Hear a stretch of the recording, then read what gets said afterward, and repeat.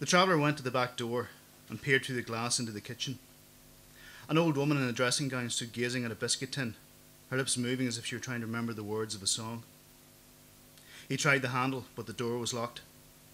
The old woman looked up at the sound. She approached the door and turned the key.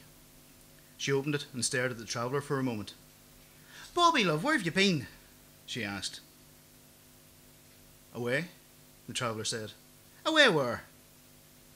"Just away," the traveller said. "Can I come in?" The old woman stepped back to let him enter. She stroked his arm as he passed. "You missed your tea, love." "I had something when I was out," the traveller said. "What did you have, love?" "Fish and chips," the traveller said. He heard a television set in the next room. She slapped his arm. "You could have brought some back with you," she scolded. "They'll be cold," the traveller said. "Where's Declan?" "He's watching the telly," the old woman said. "Ma!" a slurred voice called from the next room. "Ma, who are you talking to?" "It's Bobby," the old woman said. "He's home. He got fish and chips, but he never brought us any back." The traveller went to the door and stepped through. Declan Quigley froze, half out of the armchair facing the television. "Are you, Declan?" the traveller said. "Better sit down, there's a good fella." The old woman followed behind. He turned to her and asked, "Any danger of a cup of tea?" "Surely, Bobby, love." "Ta very much," the traveller said. He watched her shuffle to the kitchen before he turned back to Quigley. "Who's Bobby?" Quigley sagged back into the chair. "My brother," he said, his voice shaking. A half-empty bottle of vodka and a glass sat on the table beside him. "The Brits shot him 20 years ago. She thinks every man she meets is Bobby." "Who are you?" "Doesn't matter," the traveller said, taking a step towards him. "Jesus, I knew this wasn't over," Quigley said. "When them three blew themselves up, then Kevin Malloy the other night. The news said it was a robbery, but I knew it was lies." The traveller reached into his pocket. "Wait!" Quigley held his hands up. "Wait a minute. I haven't said a word to anyone. I know what happened. I saw the whole thing. I know all that stuff about a feud was bullshit.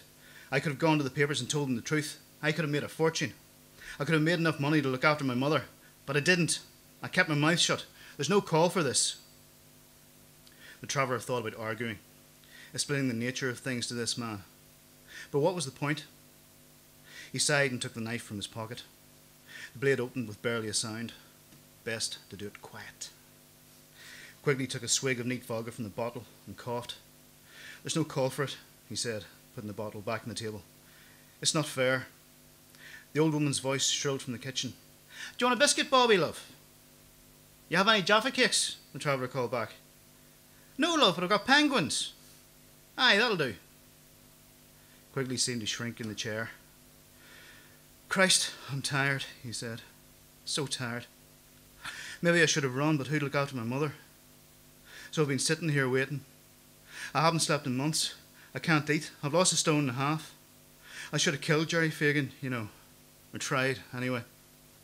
The traveller stopped. "Why didn't you?"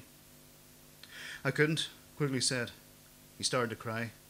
"I was too scared. He was too big."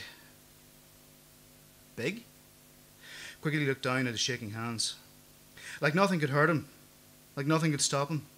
Like if he set his mind to killing someone, then they were already dead. I'd never seen anything like it in my life." He looked up at the traveller. "Until now." "Promise me you won't touch her." "I won't," the traveller said. Quigley stared hard at him. "Promise me." "I won't touch her," the traveller said. "I swear to God." Quigley unbuttoned his shirt collar, pulled the fabric away from his throat and laid his head back. "Make it quick," he said. "No, not the throat," the traveller said. "You'll piss blood everywhere, all over your ma's carpet, up the walls, bloody everywhere. Just close your eyes, I'll make it easy." Quigley's head dropped and he wept. Tears blotched his shirt. "What a bloody waste," he said. "Quiet now," the traveller said. "It'll be quick, I promise. Close your eyes." Quigley squeezed the armrests and closed his eyes. His breath quickened. He whined. The traveller switched his grip on the knife to underhand and leaned on the chair. Quigley inhaled, held his breath. The traveller made 1, 2, 3 thrusts, bearing the blade to the hilt each time before drawing it out again. Quigley breathed out, his exhalation bubbling as it thinned. He coughed. A small red bloom about the size of a rose spread on his chest. The old woman screamed, "Bobby! and drove a knitting needle into the traveller's upper arm. There you go.